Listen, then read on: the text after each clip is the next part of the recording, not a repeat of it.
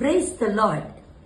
சங்கீதம் 118 வசனம் 22 இப்படியாய் சொல்லுகிறது, வீடு கட்டுகிறவர்கள் ஆகாதென்று தள்ளின கல்லே மூளைக்கு தலைக்கல் ஆயிற்று, அது கர்த்தராலே ஆயிற்று, அது நம்முடைய கண்களுக்கு ஆச்சரியமா இருக்கிறதா.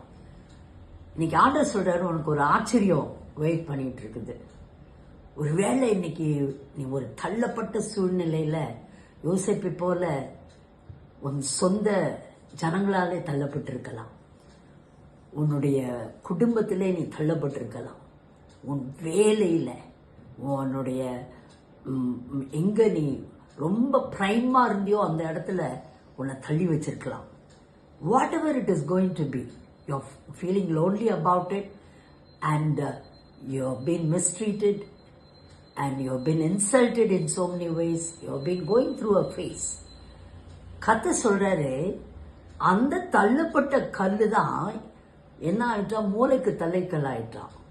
I tell you something, it is God who is going to bring back your position today and you are going to be honored by God. நீ எவ்வளவு ஒடுங்கி இருந்தாயோ அவ்வளவு நீ ஃப்ளரிஷ் ஆகன்னு ஆண்டவர் சொல்றாரு. ஏன்னு சொன்னா, மூளைக்கு தலைக்கல்லாகிய இயேசு உன் வாழ்க்கையிலே இருக்கும் வரைக்கும் you will always bounce back. Never worry about anything. Rejoice in your spirit today. God is really bringing you back to that position and He is honoring you. This is the prophetic word for you today. God bless you.